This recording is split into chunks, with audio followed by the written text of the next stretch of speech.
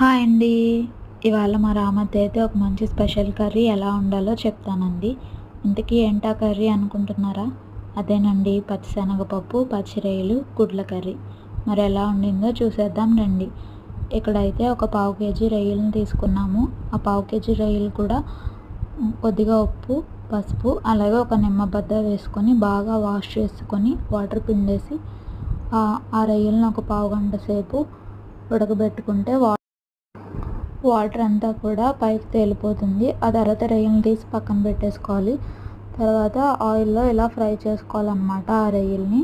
తర్వాత మనకు కావాల్సిన గుడ్లను కూడా ఉడకబెట్టేసుకొని వాటికి తొక్క తీసేసి ఇలా ఫోర్క్తో అయితే చిల్లులు పెట్టేసుకొని అదే రొయ్యల్లో మన గుడ్లు కూడా వేసుకొని వేపుకోవాలి. ఇలా ఫోర్క్తో చిల్లులు పెట్టుకున్నట్టయితే దానికి ఉప్పు, కారం, మసాలా అన్నీ కూడా బాగా పడతాయి అన్నమాట.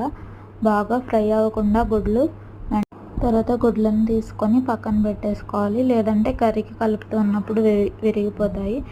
తర్వాత అదే రొయ్యల్లో పచ్చిమిర్చి, అలాగే తరిగి పెట్టుకున్న ఉల్లిపాయలు, కరివేపాకు వేసుకొని బాగా వేపుకోవాలి. పచ్చివాసన పోయేదాకా వేపుకోవాలన్నమాట ఉల్లిపాయలని. వేగిన తర్వాత కట్ చేసి పెట్టుకున్న టమాటా ముక్కలను కూడా వేసుకోవాలి.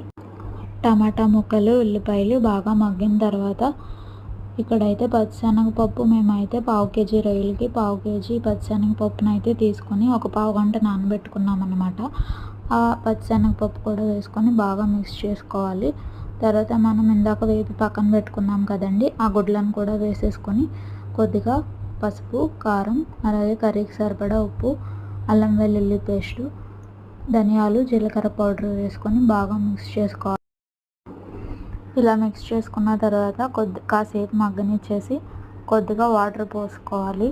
ఇక్కడ ధనియాలు, జీలకర్ర పౌడర్ వేసాం కదండి, దాన్ని మనం ఇంట్లోనే ప్రిపేర్ చేసుకోవచ్చు. ధనియాలు, జీలకర్రని బాగా వేపేసుకొని పొడి కొట్టుకొని ఉంచుకున్నామంటే దాన్ని ఏ కర్రీలోకైనా ఉపయోగించుకోవచ్చు. టేస్ట్ అయితే చాలా బాగుంటుంది. ఇదిగోండి, ఇలా అయితే గుడ్లు, పచ్చిశనగపప్పు, పచ్చి రొయ్యల కర్రీ అయితే అయిపోయింది. నచ్చితే మీరు కూడా ట్రై చేయండి. టేస్ట్ అయితే మాత్రం చాలా బాగుంది. నచ్చితే మీరు కూడా ట్రై చేయండి. పచ్చి రొయ్యలని బాగా ఉడకబెట్టి ఫ్రై చేయడం వల్ల ముక్క అయితే చాలా బాగా ఉడికింది. చాలా టేస్ట్గా ఉంది. అచ్చం చికెన్ లానే ఉంది. నచ్చితే మీరు కూడా ట్రై చేయండి. Thank you for watching.